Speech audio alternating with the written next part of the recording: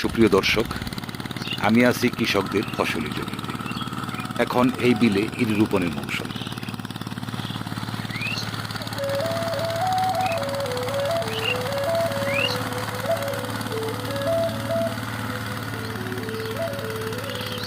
এটা হচ্ছে আড়িয়াল বিলের নিকটবর্তী বারৈখালী খাররা বিল। এই বিলে এখানকার কৃষকরা 3 ফসল আবাদ করে থাকে।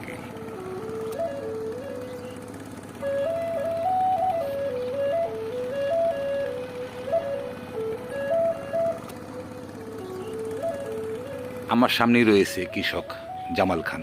আমি তার কাছ থেকে জানবো কৃষি আবাদের তথ্য। আপনি কত পাখি জমির উপর এই ইরি আবাদ করছেন? আমি পড়া পাখি ছয় জমিন বুনি আর কি ইরি যান। আমি 25 পাখি তৈরিও বুনছি, মানে ওখানে কমাই দিছি। ওখানে বুড়ো হয়ে গেছিল, মানে বয়স হয়ে গেছে, এই আর কি। আপনি এই ইরির পাশাপাশি রবি শস্য চাষাবাদ করছেন। হ্যাঁ, আপনি কি কি রবি শস্য আবাদ করেছেন? ওই শস্য বুনছি, কলই বুনছি, এই আর কি। কৃষক জামাল খান এই ইরি ফসলের পাশাপাশি নানা ধরনের রবি শস্য চাষাবাদ করেছেন।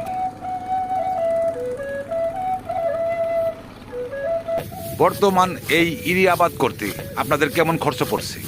অনেক খরচ পড়ে, আমাকে একটু খরচটা বেশি। এটা হচ্ছে এই অঞ্চলের টানি এলাকা। এইসব জমিতে ইরি আবাদ করতে কৃষকদের ব্যাপক অর্থ ব্যয় করতে হচ্ছে। বিশেষ করে এইসব জমিগুলোতে তুলনামূলকভাবে সার অনেক বেশি লাগে। এই সার কিনতে অনেক কৃষকের ব্যাক পেতে হচ্ছে।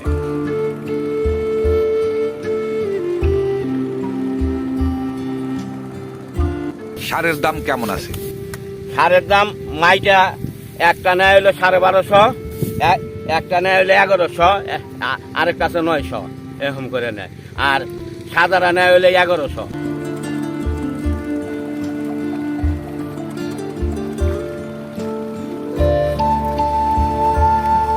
লেবারের রোজ কত আছে বর্তমানে? লেবার আছে 600, 500।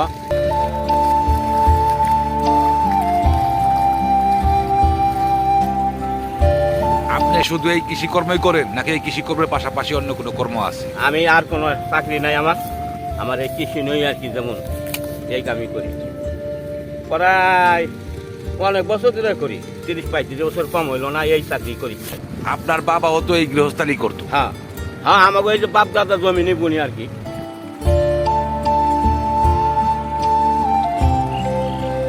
কৃষক জামাল খান বাল্যবেলা থেকেই বাবার সাথে কৃষিকর্ম করে আসছে।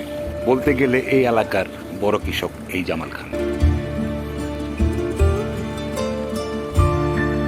সরকারি দেয়া সাহায্য আপনারা কি পাইছেন?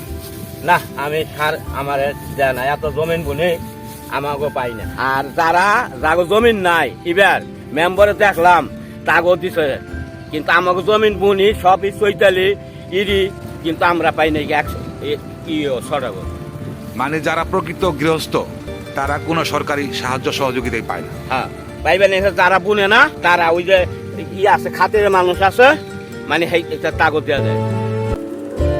সুপ্রিয় দর্শক, আমি এতক্ষণ কথা বললাম খাররা গ্রামের এক সময়কার বড় কৃষক জামাল খানের সাথে।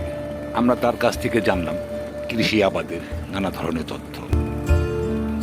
কৃষকদের জন্য ইউনিয়ন ভিত্তিক সরকারি যে সাহায্য আসছে, সরকারের দেয়া সকল সাহায্য থেকে বঞ্চিত কৃষক জামাল খান।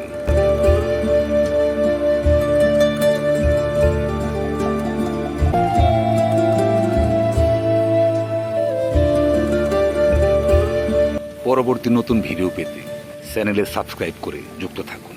সকলে ভালো থাকবেন, সুস্থ থাকবেন। কথা হবে পরবর্তী ভিডিওতে। আল্লাহ হাফিজ।